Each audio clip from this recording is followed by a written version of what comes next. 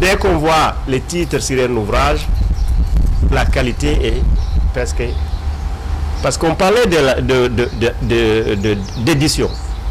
L'éditeur joue un rôle essentiel. Parce que cette maison d'édition, ils ont des logiciels de streaming qui surveillent toutes sortes de publications. Dès que vous sortez, ils prennent tel que versé sur le dépôt et directement à l'usine. Sans révision aucune.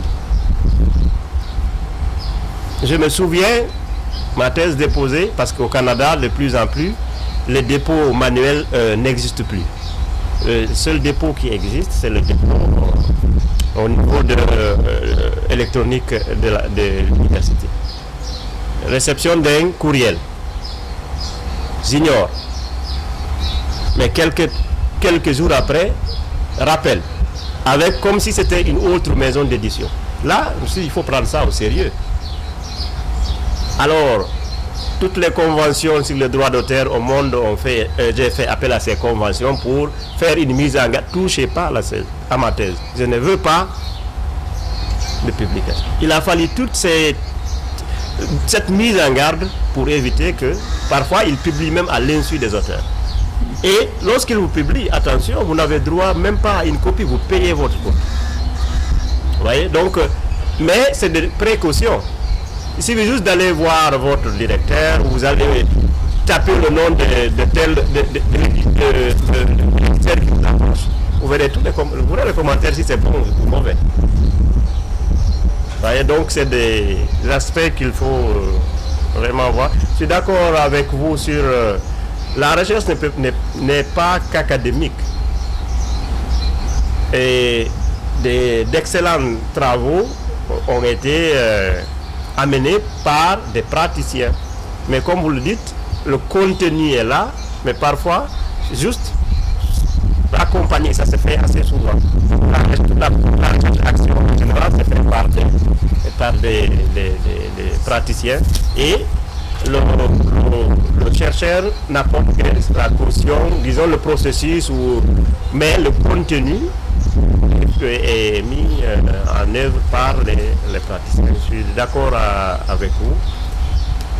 Quant aux structures existantes, en Afrique ou ailleurs, c'est vrai que beaucoup de ces structures peuvent exister, mais avec les resserrements des subventions, parfois la première chose qu'on coupe, c'est le domaine publication.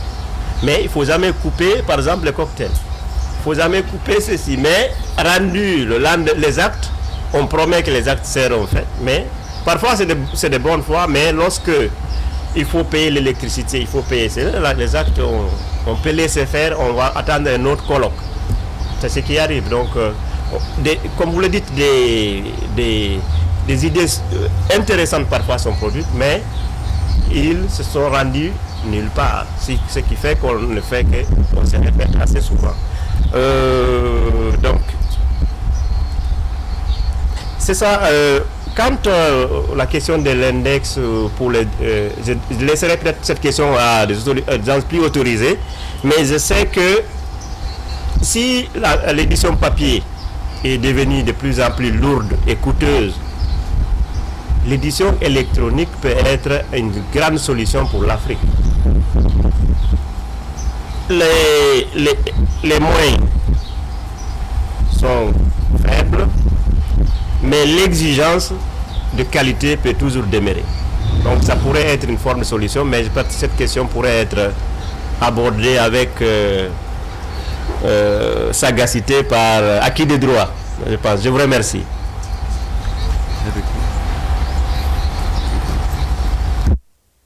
I just have a quick point. I think that coming back to the question of early childhood, probably the biggest single gap between policy and research is the whole area of early childhood. Because there's a considerable body of evidence which says that investing in the very young child, from many perspectives, has a huge effect on the lifetime chances of success, of competency, of confidence of the child. There's a lot of accumulated evidence. There may not always be evidence about what particular strategy might work, but in general, investing in the young child. And yet, government policy throughout the world, and I think Africa in particular, is still very weak in this area, very weak in this area. There's strong attention to the very young child's health, vaccination, child survival, the first 12, 18 months, but very much beyond that, beyond the traditional practices, which may very well have some very positive dimensions, but beyond that, not very much happens until the child gets to school age. There have been some attempts, as we know, in Senegal with the Cas Tout Petit and so on, and some of the private initiatives, but there's still a big gap between what the research tells us and what governments do. And in fact, you could continue that into education. There's still a very big gap between what researchers are telling us about things like mother tongue instruction and so on, and actually what happens in schools. And there is now a growing body of evidence that the education received is very low standard in most places, and with very little real learning, and a lot of disconnect between the society and the community and the family and the system. And yet the systems are impervious to change, or systems are slow to develop. So I think these are good examples of gaps between the research, what the research tells us, and what actually is done. There's a huge gap. Thank you. Okay. Yeah, so I'm just going to try to answer to some of the questions directly. I think we have a manuscript right now on early childhood by Ibrahim Hassina, which we're working on. So once that is out, I think we would make sure that it's widely available, as we always do, both on our website and also on major online stores. But I think in 2014 we did publish an annotated bibliography on child and youth studies done at CODESRIA between 2011 and 2007 to 2011. It's a good book, I think, to hold because it gives you a very extensive bibliography on child and youth studies, children and youth studies on the continent. That said, I mean, to respond to some of the other questions, I mean, we as Africans, we face a dilemma. You know, we find ourselves in a very interesting position. One, we are treated as children, and two, we are expected to be adults, and at the same time, we're expected to grow up.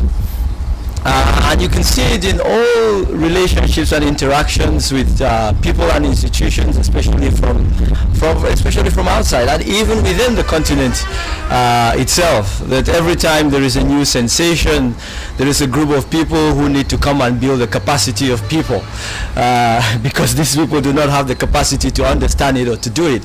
So in essence, what you're doing is treating them as people who need to learn. So in essence, our relationship to the globe is that we are infants, we are children, they're people who have to continuously learn. So, and I think that shapes also the way in which the world engages with our own thinking and our own writing. With writing which, in spite of the deep research thinking that we do, and writing is often seen as something that is either empty or not serious, and that is a challenge which we have to be confronted with, and which we need to resolve, and we need to deal with, and that frames what we see as publishing standards. You know, what is quality, for example, when we talk about high quality publication on children, when we talk about a journal that is a predatory journal, you know, on what standards, you know, what are the basis on which we build this on? And this is something which we need to engage and reflect on seriously.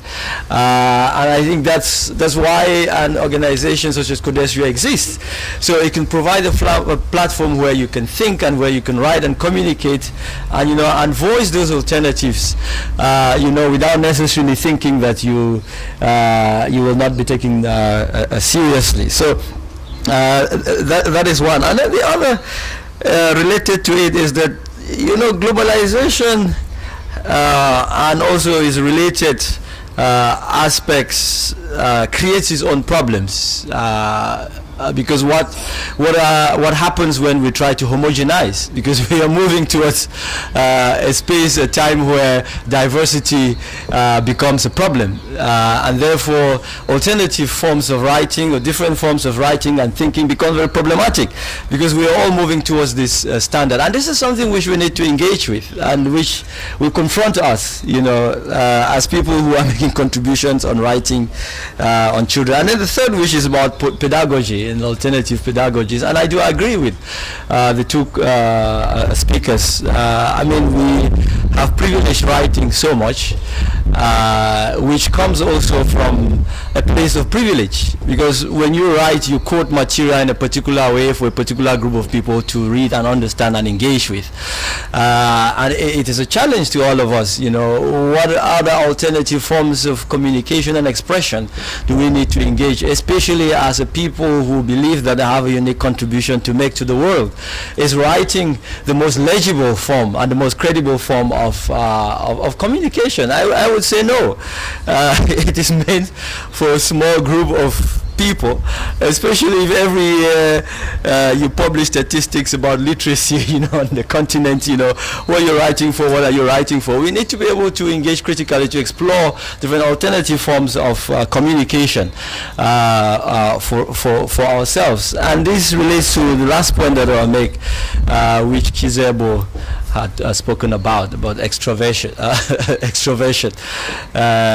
That when we write for other people and not for ourselves, we definitely find ourselves, in these kinds of situations. We should not be talking about early childhood because the world is talking about early childhood. So we should talk about early childhood because we are interested in early childhood. We need to be able to ask the questions that are very close to us and help us to build our own society, rather than try as much as possible to participate in conversations which are not directly linked to our material conditions. So, thank you. Thank you. I would like to just pick up on what you've said on in relation to how we need to make a deeper engagement.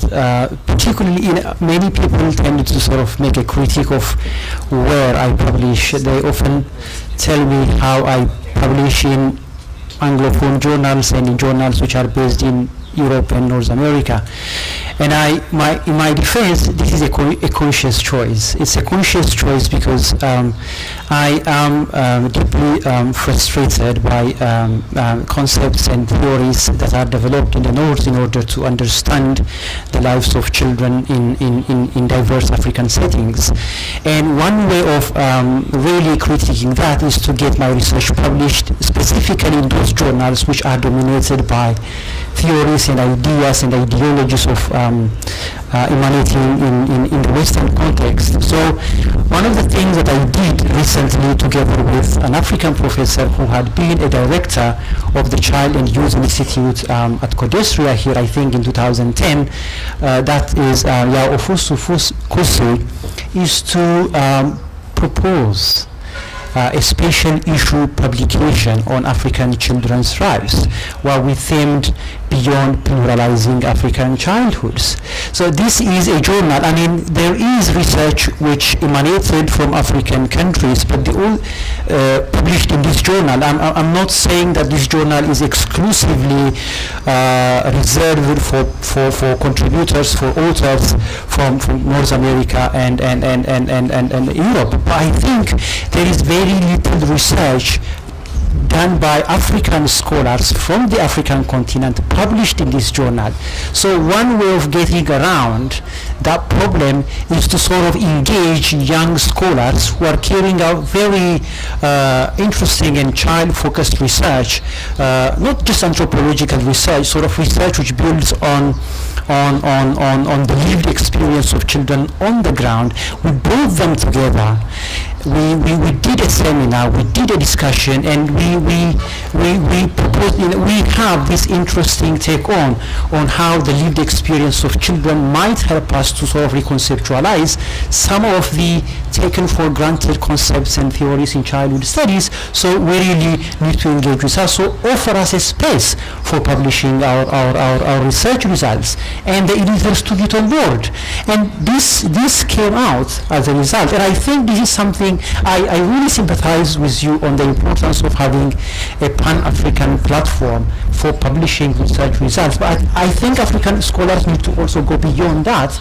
and then also really engage with journals which are based in European universities, which are based in North American universities, so that the research that reflects the material realities of children use get also read, and then that way, that is how we can sort of challenge the status quo, challenge established theories, that challenge normative ideas connected to children's lives. And I think that is something that I would really like to encourage the audience here, particularly the early career researchers. I have the opportunity, the privilege to serve as editorial board member for both Childhood, which is one of the leading journals, one of the pioneers in the field of childhood studies, and then also Children's Geographies. I sit as editorial board member, and that is why I'm extending this opportunity, invitation to you all to really consider, having your manuscripts reviewed for publication in these European journals. Otherwise, I don't think that we will be in a position to really challenge established normative theories concerning children's lives in the context of Africa. Thank you.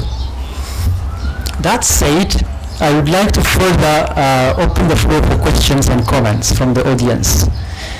All right.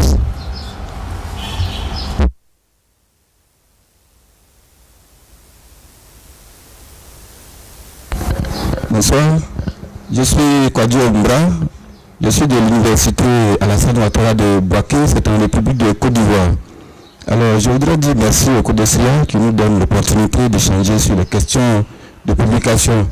Cela est d'autant plus important que, sans me faire le porte-voix d'un certain nombre de personnes, il faut le dire, on se plaint souvent des durées de publication au niveau du CODESRIA. J'ai échangé avec plusieurs collègues sur la question. Et on me dit souvent c'est 3, 4, 5 ans et même plus. Je crois qu'avec les explications données par Mr. Divine, nous avons tout compris. Et c'est vraiment fondamental, je crois que ce genre de rencontre-là, c'est bon qu'on en ait de plus en plus pour mieux comprendre la situation et donc être un peu plus clément. Je le dis parce que je suis heureux de faire la connaissance de M. Jean-Pierre Diouf. Je crois que je l'ai envoyé plusieurs mails l'année dernière. On se verra tout à l'heure, certainement. J'étais passé à son bureau et il n'était pas là. Donc, on se verra tout à l'heure. Bon, bref, encore une fois, merci. Je voudrais aussi parler de la pratique de nous-mêmes acteurs du milieu universitaire. Sans aussi me faire le porte-parole des étudiants, je trouve que nous ne les associons pas souvent au processus. Il se trouve que, généralement, ils ne sont pas associés à la lecture de nos travaux. Ils ne sont pas non plus associés aux publications mêmes. Alors, et généralement, ils évoluent, ils soutiennent même leur doctorat, ils n'ont aucune expérience en matière de publication. En tout cas, pour nous autres, notre promotion, pour la plupart, c'est comme ça qu'on a été formés. Et je voudrais juste partager cette expérience-là. C'est ce que je fais aujourd'hui à Bouaké avec mes étudiants. Quand j'écris un article, je le dis toujours, vous êtes mes premiers lecteurs. Avant même de le soumettre à des collègues, je le soumets d'abord aux étudiants en sociologie, ensuite à des étudiants d'autres disciplines. Je suis heureux de faire la connaissance des étudiants sénégalais aujourd'hui. J'enverrai des textes ici au Sénégal. Alors, et je trouve que de plus en plus, il faut qu'on publie avec eux. Et cette année, pour mes premiers étudiants qui sont en Master 1, j'ai imposé, après le Master 2, puisque c'est juste le protocole qu'ils font en Master 1, donc après le Master 2, que chacun me sorte un article. Et qu'on va même publier. Donc voilà un peu, je trouve que de plus en plus, il faut qu'on associe les étudiants à tout ce que nous faisons, aux publications, parce que généralement on le fait pour notre promotion, au CAMES. On fait les travaux, souvent on les envoie sur le terrain, ils font les travaux, soit rémunérés, soit gratuitement, à travers les TD, à travers enfin, tout ce qu'on peut imaginer. Et nous, on utilise ces récits, on publie et ils n'ont rien. Ils ne gagnent rien. Je trouve que ce n'est pas sérieux, ce n'est pas bien. Merci.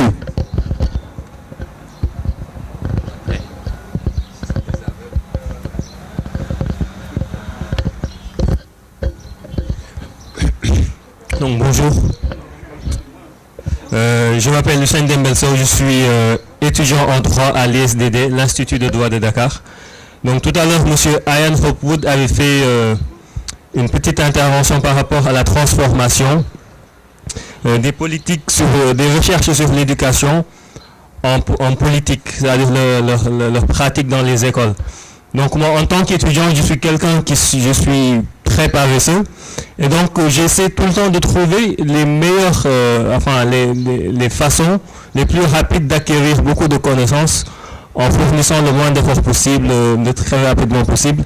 Et donc je lis beaucoup d'informations sur comment apprendre, et des fois, donc je lis beaucoup de publications scientifiques dans les revues scientifiques sur l'éducation, sur ce que les Américains appellent les sciences cognitives. Et je me rends compte qu'il y a beaucoup de papiers qui ne sont pas très pertinents, d'autres qui sont très pertinents, mais dans les deux cas, pour les papiers qui sont très intéressants, et quand on expérimente sur soi-même, on se rend compte que ces méthodes marchent, parce qu'on les a expérimentées, mais on se pose la question pourquoi elles ne sont pas appliquées dans les écoles. Et lorsqu'on regarde les dates de publication, ça date déjà des années 70, etc. Donc moi, ma question c'était qu'est-ce qui fait que en fait la recherche scientifique sur l'éducation n'est pas appliquée, et est-ce que cela ne constitue pas un frein pour la recherche? Voilà. Merci beaucoup. Bonjour, Madame la Présidente, je m'appelle Median. Je suis coordinateur du Centre d'études de recherche et action sur la gouvernance. Je suis aujourd'hui venu avec mon collègue qui est enseignant-chercheur en droit, donc en sciences juridiques et politiques. Nous menons beaucoup d'activités dans ce sens-là, mais il n'y a aucun résultat. Pourquoi? Parce qu'il n'y a pas un accompagnement des gens forts comme peut-être le CODESRIA qui nous donne cette opportunité. Mais à part celle-là, je pense qu'il n'y en a pas. Parce que nous, on est bloqué par rapport à la rédaction d'une étude parce qu'il n'y a pas de revue scientifique dans ce domaine-là disponible. On ne sait même pas qu'est-ce qu'il y a produit sur enfance, technologie, enfance, éducation, enfance et santé. Ce sont des domaines très complexes, mais on n'arrive pas à trouver l'information. Je vous remercie. We take two more questions. This time we offer the opportunity to the laureates over there as well. Thank you very much. My name is Fumani. I'm a laureate from South Africa. My question is in relation to the donor-driven kind of research that we do. It's very interesting. The focus is on children, and these are the people with very little socio-economic capacity. And we emerging scholars, we are also faced with the challenges of economic capability or capacity.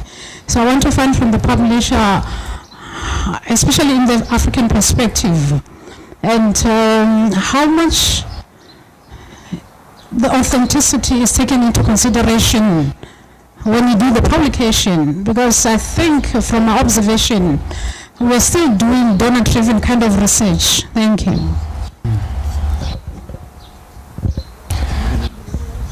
We take one more question.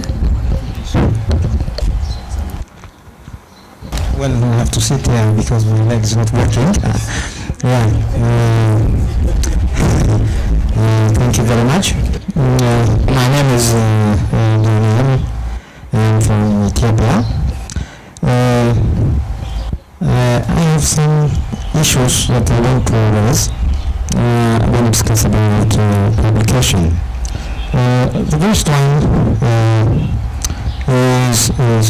relates to today there are many thousands of journals around the world. If you, for example, use any of the search engines that we know, we can find thousands of journals working worldwide. But now, from my experience, there is one serious problem. Particularly, of course, this may be a problem facing we all, But particularly for those who are working in higher institutions, in universities or in academic research institutions, they face one major problem. The problem of differentiating those journals which are really reputable, peer-reviewed reputable journals, and those which are predators. So today we have reputable journals. There are also other predatory journals. So one of the major problems is therefore to know that which journals are reputable, so that we can send our material for publication, and we can use it, what is published, of course, for promotion. Unless we publish in these peer-reviewed, reputable journals, no one will accept our material for promotion, definitely. So there are many predatory journals today. So we have to know these predatory journals, and we have to take care of these predatory journals. Otherwise, we'll get lost. We can do research, and then at the end of the day, it is possible so to come up with a good research findings, and we want to, of course, publish the material that we have. But the point is that, as Professor Tatak and Professor Beni mentioned, the question of where to publish is the most important one. So what I think is that researchers need to consider at least when we want to differentiate these predatory journals from reputable ones. You see? There are risks, for example, there are individuals who list journals, predatory journals, and then reputable journals. Even, for example, I can cite here Jeffrey Bell's list. And many researchers use this list so to differentiate which one is good, reputable, and which one is predatory. But even this list is also confusing today. It's being challenged. So I think I expect from the panelists much to say on these issues. Otherwise, many materials, quality materials may be lost because we don't know where to publish, simply because we don't know where to publish. That is one point. The other point that I want to raise is particularly the problem that we academicians face from the editors. Journals, as we know, they have editors, chief editors, and other co-editors as well. We produce materials and we submit the materials that we produce to any of the journals that you know. And these journals, they have editors, but most of the time, of course, we send the material for edition. Yes, because we want it to be edited, and the editors are also there to show us direction that help us to produce or to improve the materials that we produced. That's interesting. But if this has to be done with good faith, with good faith. Otherwise, we always face problem. For example, I could have my own position. I want to reflect the position that I have on the materials that I produced.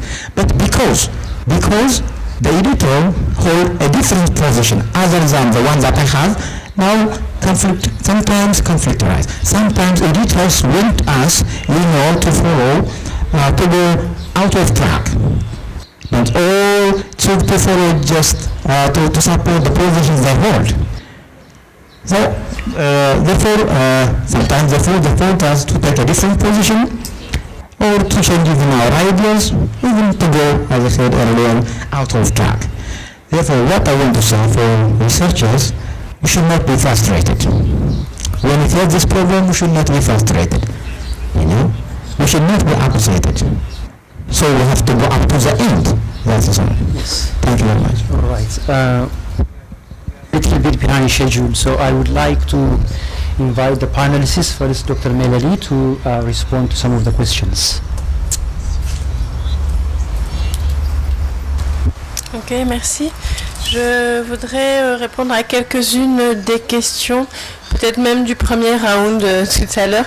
Vraiment, monsieur, vous avez évoqué, je pense, l'aspect très riche et fructueux et important de relier la recherche et les chercheurs, disons, et les praticiens, et je crois que c'est quelque chose qui se fait, du moins je l'espère, de plus en plus, notamment dans une approche de la recherche sur l'enfance qu'on appelle participative. C'est participatif avec les enfants, mais c'est aussi participatif, il me semble, avec différents acteurs qui au quotidien sont sur le terrain avec les enfants. Donc ça me semble être un point très important. Sur les questions à la fois de Fabrice et de Daniel par rapport à ces revues prédatrices, je partage évidemment non seulement vos inquiétudes, mais en plus je pense qu'il y a une vigilance et qu'on a une responsabilité assez importante vis-à-vis de ce problème. Bon, je sais pas, je passe pas mon temps à chercher les revues prédatrices, mais j'ai l'espoir quand même que ce sont pas celles qui sont les plus lues, les plus diffusées, parce que comment faire? Je pense que là, il y a un rôle très important à jouer en termes de réseau, de networking entre pairs, PAIRS, et puis entre père et fils et mère et fille, si je peux dire, c'est-à-dire à un niveau entre étudiants, entre chercheurs, et puis dans la transmission peut-être intergénérationnelle de ce qu'on sait, de qu'est-ce que c'est qu'une revue sérieuse. Et en principe, il y a des règles éthiques du processus de reviewing. En tout cas, il me semble que les bonnes revues ont une certaine transparence et peuvent transmettre leurs principes éthiques de fonctionnement sur comment se passe le processus de reviewing, comment ça va se passer, etc. Donc ça évite parfois des déconvenus, ça me semble important. Et là j'aurais, je ne sais pas si c'est une question, mais je m'interrogeais aussi sur peut-être une ouverture qu'on pourrait imaginer. Là je parle du point de vue d'une chercheure qui a publié plutôt dans des revues et des ouvrages et des maisons d'édition en Europe, disons en France, ou Childhood aussi c'est en Europe. On est parfois vite à court de collègues qui ne sont pas des collègues trop proches non plus, qu'on pourrait contacter pour faire la review de texte, puisque on évite quand même de faire du copinage normalement, ça fait partie des règles éthiques ça aussi. Et puis, on n'est pas si nombreux que ça à travailler sur les questions d'enfance, encore moins en Afrique.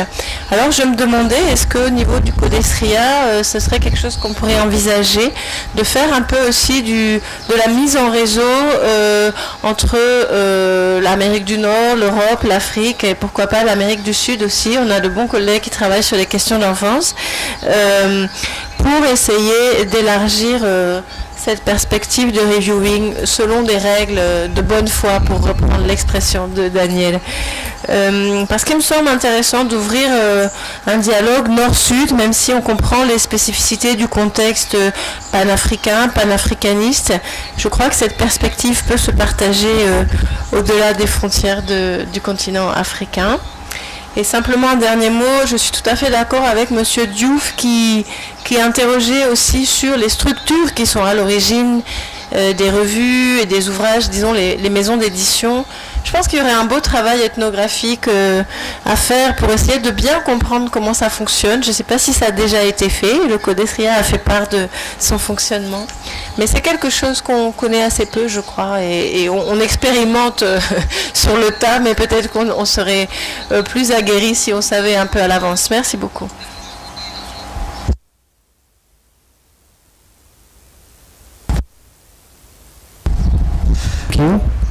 Okay. Yeah, I think, I see my colleague Williams putting up his hand. I'm saying, I just wanted to say that, at CODESRIA, we have a small team that is doing an incredible job.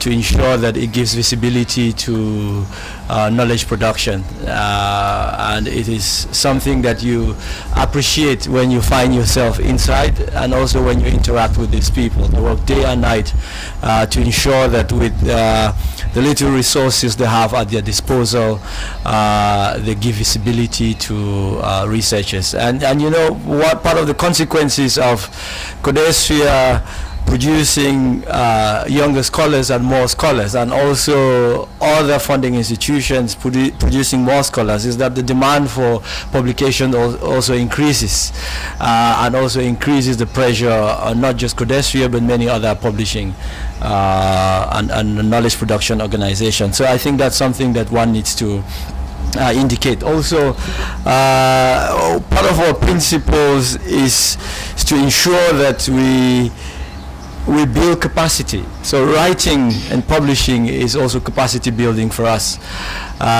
So unlike many other publishing houses where you would just submit a manuscript and it will be rejected, we do believe in you, and we do believe in your manuscript, and we believe in investing time to ensure that that manuscript, no matter how bad it is, it reaches a point where we will publish it. So that is also something that we do, which many other places don't do. Once you submit your manuscript, they tell you just go away because you know, it doesn't fit our standards. But we really invest resources to ensure that if you want to tell a story, you actually do tell that story, no matter how long it takes. So yeah, and I think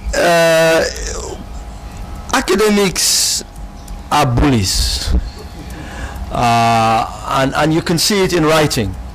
A part of the publishing process is to be able to have the ability to subject yourself to all forms of torture. That you actually produce an idea and you end up having to accept that idea in a way or form that you did not think about. But it's also a learning process. People mangle it in all forms of ways, and they introduce all sorts of ideas. Quite often some of these are selfish because people want you to reference their work. You haven't referenced this, you haven't referenced my friend. And another part of it relates to the fact that, you know, any good knowledge is knowledge that, as I said before, interdependent. You have to be able to open yourself you know, to this production, and that's what also takes this a long process of production also. So it's collective censorship. But I think what we are trying to move into is what a colleague of ours had indicated several weeks ago in a workshop on publishing in Johannesburg. We used to have publishing, either publish or perish.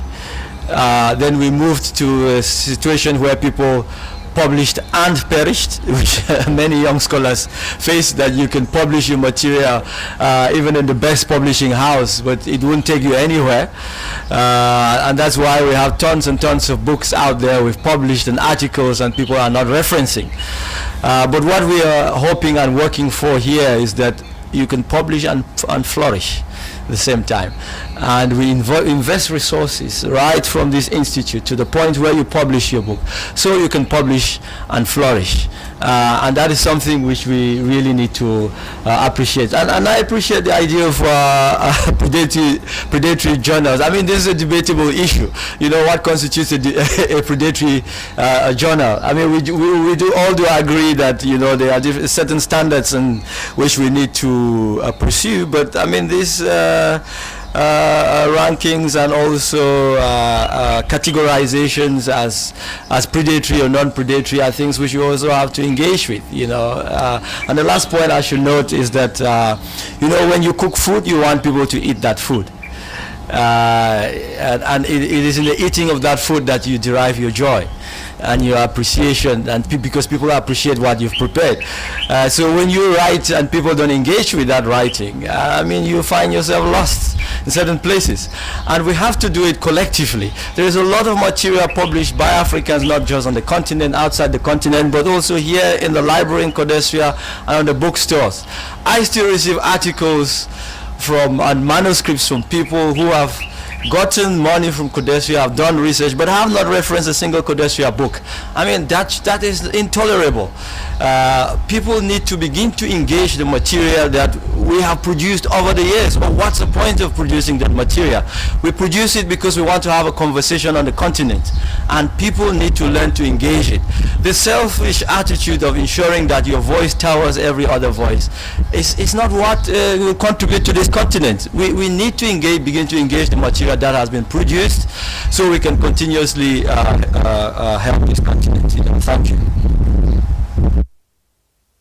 Thank you very much. I really appreciate your take on how CODESRIA is doing more with little resources. I get that, and I think it is very important, and this also in part speaks to the question of Fumane on how many of the research which is carried out in the context of Africa is donor-driven. I do agree. Consultancy reports, there is a wealth of information produced on African children, about African children, and this in my view has a profound implication in terms of this cycle that we find ourselves, in terms of being dependent on sort of particular theories and particular ideas, and the kind of knowledge which is produced about children's lives in Africa. And there is a saying in Africa, a giving hand is always from above. When someone gives you something, they don't do it like this, then take it. They actually give it like this. There is power. So we receive money and do field work. It says something about the kind of knowledge that we produce.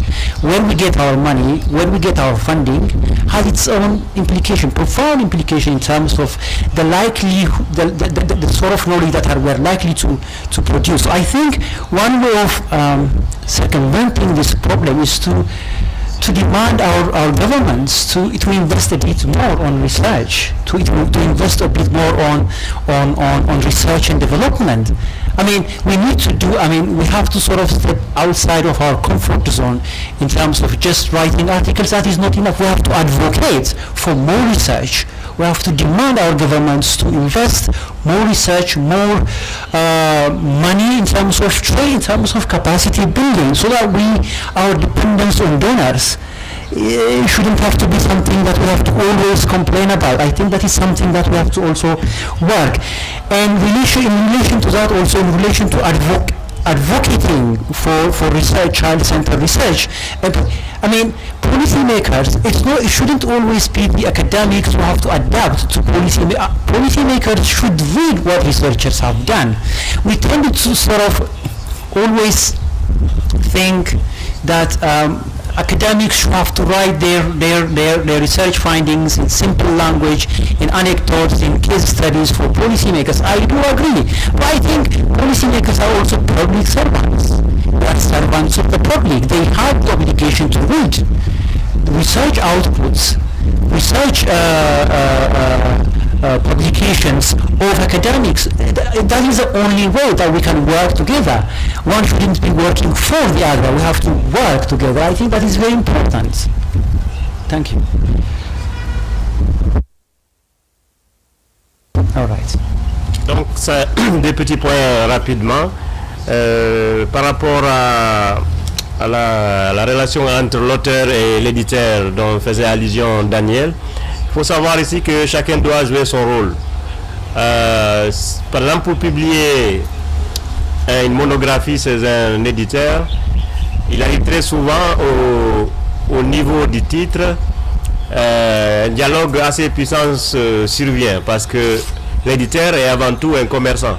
Il veut vendre son papier. Donc le titre doit être attrayant, doit être ceci, mais c'est le rôle aussi de l'auteur de savoir si le titre proposé ou qu'il propose reflète le contenu de son travail. Un dialogue se tient là. Si chacun campe sur sa position, le livre risque de ne pas être publié. Et si l'auteur, puisqu'il veut coûte que coûte qu'il soit publié, il laisse tout à l'éditeur, un titre de marketing peut figurer sur un truc de médecine. Donc là, il y a tout, ça arrive assez souvent à mon niveau également, surtout en droit. Vous savez, nos termes sont parfois assez compliqués, assez Mais il faut un dialogue et il faut tenir à l'intégrité de la recherche tout en comprenant l'intérêt pour l'éditeur de pouvoir vendre du papier. Donc à ce niveau, il faut rester sur les principes, mais il faut établir une certaine forme de dialogue pour que le titre ou par exemple ou le contenu puisse refléter vraiment le travail original. Le second point et le dernier, c'est par rapport à l'initiation à la recherche. Je pense que on le voit, les étudiants qui commencent à s'initier à la recherche ou à la publication sur le tard, vous avez là un candidat qui va passer beaucoup de temps avec vous et qui demandera beaucoup d'investissement. Tandis que les étudiants qui, dès la première année de l'université, ont commencé à faire des petits essais, etc., ce sont des étudiants qui ont la facilité de citer et savent toutes les préventions contre le plagiat, etc.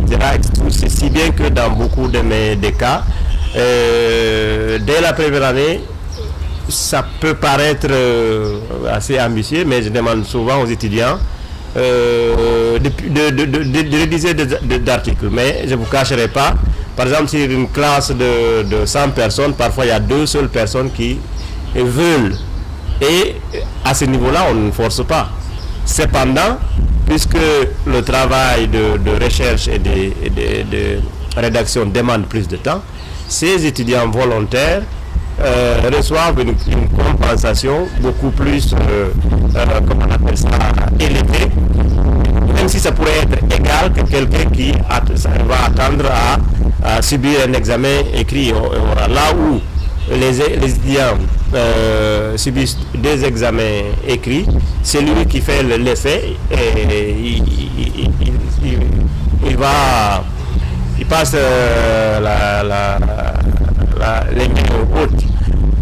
Et parce que en allant dans ce sens, cet étudiant-là rendu à la maîtrise, il est déjà initié à la recherche. Ce qui fait que dans beaucoup d'universités, de plus en plus, même là où ce n'était pas possible, par exemple droit, on ne pouvait pas imaginer publier par article, avoir une thèse par article. De plus en plus, c'est quelque chose qui est assez courant. Et je pense que on va développer ce genre de culture. C'est assez commun, assez courant dans le milieu anglo-saxon. Ça l'est parfois moins dans le milieu francophone. Mais même là, il y a des développements qui se font. Merci.